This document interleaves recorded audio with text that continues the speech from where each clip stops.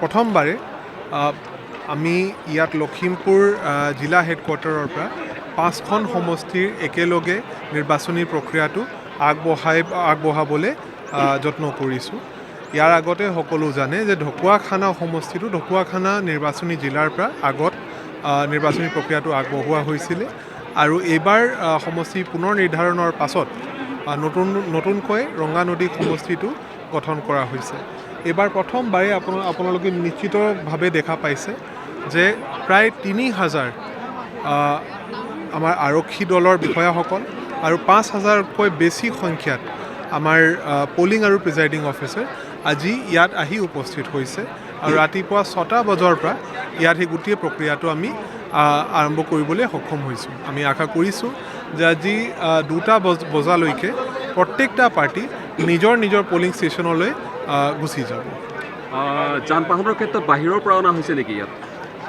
আমাৰ লখিমপুৰ জিলাত আমি ভাগ্যৱান যে বাছ, মেজিক, গাড়ী প্ৰত্যেকটা বস্তু ইয়াত উপলব্ধ হয়। তথাপিও যিহেতু ইয়াত এইবাৰ বহুত বাঢ়ি গৈছিলে, আমি 110টা ট্ৰেভেলাৰ গাড়ী বাহিৰৰ পৰা আনিবলগীয়া হ'ল। ইয়াত স্পৰ্শকাতৰ মানে চেঞ্চিটিভ পুলিং ষ্টেচন কেইটা আছে লখিমপুৰত?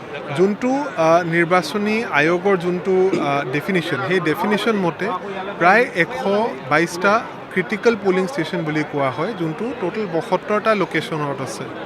সেই গোটেইখিনিত আমি বিভিন্ন ধৰণৰ পদক্ষেপ হাতত লৈছোঁ।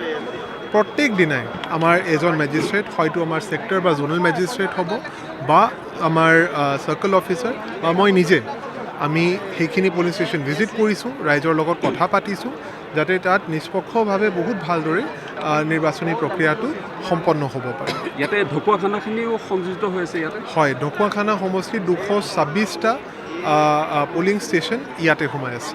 আপোনালোকে গম পাই আমাৰ অসম বিধানসভাৰ লখিমপুৰ জিলাখনত 1079টা সমষ্টি আছে। এই গোটেই সমষ্টিসমূহত যাতে শান্তিপূৰ্ণভাৱে নিৰ্বাচনটো হ'ব পাৰে, তাৰ বাবে আমি যিখিনি ছিকিউৰিটি দৰকাৰ আছে সেইখিনি নিয়োগ কৰিছোঁ। প্ৰত্যেক পলিং ষ্টেচনতে আমাৰ পুলিচ থাকিব, হোমগাৰ্ড থাকিব আৰু যিসমূহ অলপমান স্পৰ্শকাতৰ সেই পলিং ষ্টেচনসমূহত CAPF থাকিব, আমাৰ CISF, CRPF আৰু বাহিৰৰ পৰা পুলিচ পাৰ্টি আহিছে, তেওঁলোক তাত থাকিব। আমি আশা কৰিছোঁ কোনো ধৰণৰ অপ্ৰীতিকৰ ঘটনা জিলাখনত হ'ব নালাগে। স্পৰ্শকাতৰ আমি কেইবাটাও স্পৰ্শকাতৰ হিচাপে ঠিক কৰি লৈছোঁ। আমি 112টা পুলিং ষ্টেচন আছে, যিকেইটাক আমি স্পৰ্শকাতৰ হিচাপে চিহ্নিত কৰিছোঁ আৰু তাৰ উপৰিও আমি কিছু পুলিং ষ্টেচনত ফিক্স পাৰ্টি ৰাখিছোঁ, যাতে কোনো ধৰণৰ অপ্ৰীতিকৰ পৰিস্থিতি হ'ব নোৱাৰে।